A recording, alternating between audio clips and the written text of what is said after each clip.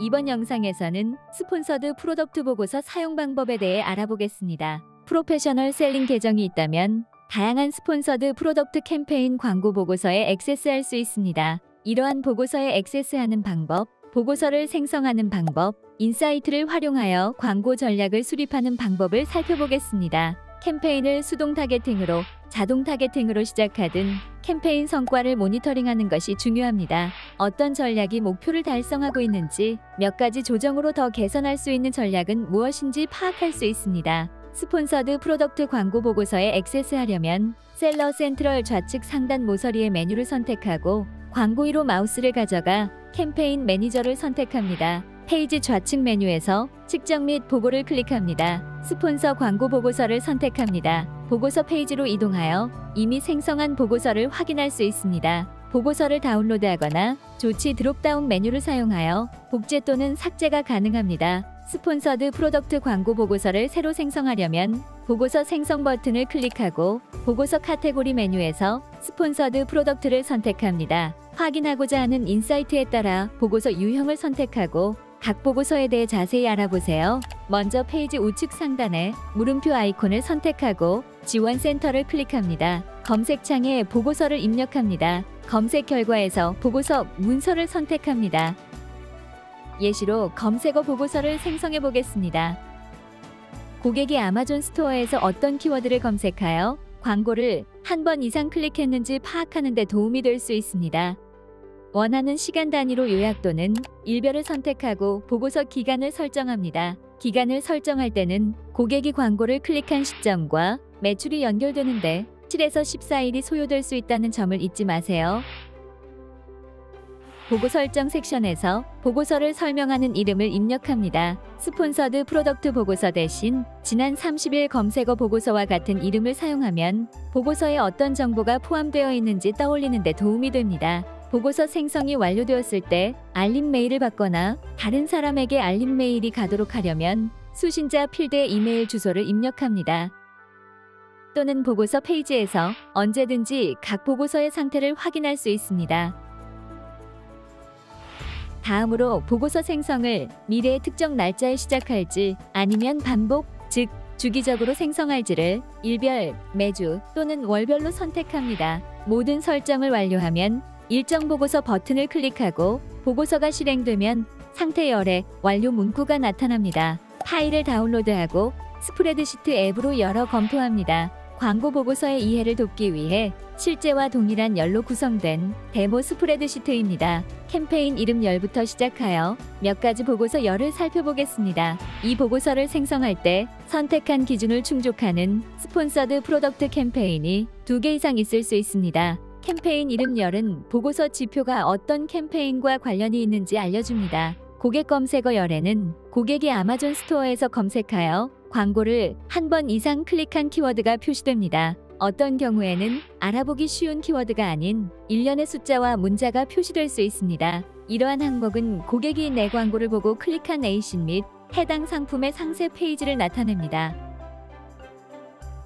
노출은 광고가 게재될 때마다 발생합니다. 광고 노출수 열은 고객 검색어 열에 있는 키워드를 검색한 사용자에게 광고가 표시된 횟수를 계산합니다. 예를 들어 여기에서는 고객이 아마존 스토어에서 드라이박스를 검색했을 때 이 셀러의 광고가 28회 게재된 것으로 나타납니다. 클릭은 고객이 광고를 클릭한 경우를 의미합니다. 클릭 수열에는 각 검색어 또는 구문에서 발생한 총 클릭 수가 표시됩니다. 동일한 예시에서 판매자의 광고가 드라이박스를 검색한 고객에게 28회 표시되었지만 이를 통해 발생한 클릭은 한 번에 불과하다는 것을 확인할 수 있습니다. 노출수와 클릭 수열은 클릭률 또는 CTR 열로 통합됩니다. CTR 열은 각 검색어 클릭을 노출수로 나누어 광고를 보고 클릭한 사람들의 비율을 파악하는 데 도움이 됩니다.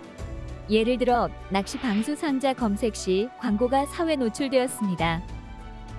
1회 클릭을 4회 노출로 나누면 CTR은 25%가 됩니다.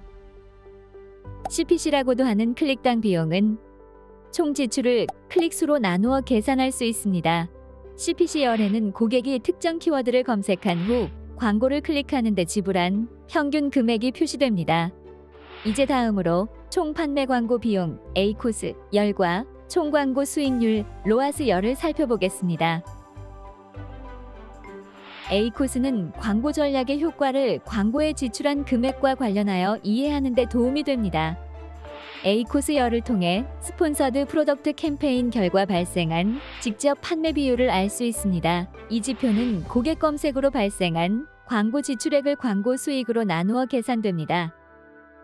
보고서를 생성할 때 선택한 기간 동안 캠페인의 총 A코스를 확인할 수도 있습니다. 예를 들어 캠페인에 총 $20를 지출하고 $100의 매출이 발생한다면 A코스는 20입니다.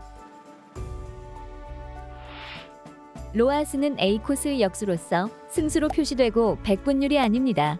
즉, 로아스는 총 매출을 광고 지출로 나누어 계산합니다. 같은 예시에서 캠페인에 $20를 지출하고 $100의 매출이 발생한다면 로아스는 5입니다. 이상적인 로아스 수치는 캠페인 목표와 전략에 따라 달라집니다.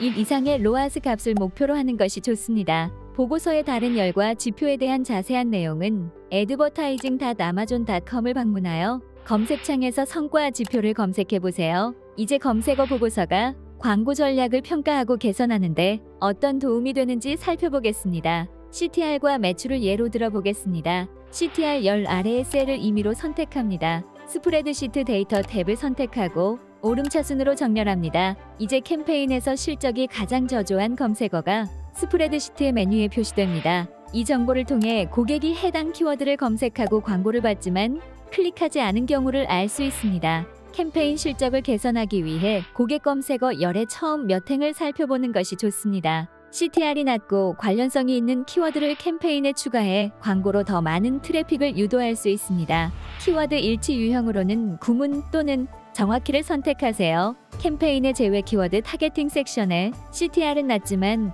노출수는 높은 관련성 없는 키워드를 추가할 수도 있습니다. 키워드 일치 유형으로는 정확히를 선택합니다. 이렇게 하면 상품과 관련이 없거나 판매로 이어지지 않는 검색어 검색 시 광고가 게재되지 않도록 할 수 있습니다. 이제 스프레드시트에서 판매 정보를 살펴보겠습니다. 7일 총 판매액 열에서 셀을 선택합니다. 데이터 탭을 선택하고 내림차순으로 정렬하여 가장 많은 매출을 발생시키는 검색어를 스프레드시트 상단으로 가져옵니다. 이전 예제에서 캠페인 키워드에 고객 검색어를 추가할 수 있다는 것을 배웠는데 로아스 열을 참조하여 이러한 키워드로 생성되는 로아스가 사업 목표를 충족하는지 확인할 수 있습니다. 목표를 충족하거나 초과하는 경우 이러한 키워드의 입찰가를 높이고 캠페인 실적에 미치는 영향을 모니터링하는 것이 좋습니다. 열을 오름차순으로 정렬하여 실적이 저조해 로아스 목표를 달성하지 못하는 검색어를 확인할 수도 있습니다. 캠페인에서 이러한 키워드를 제외 키워드로 추가하여 전략에서 제외하는 안을 고려해보세요. 이 보고서와 다른 광고 보고서를 사용하여 다양한 방법으로 스폰서드 프로덕트 캠페인을 개선할 수 있습니다.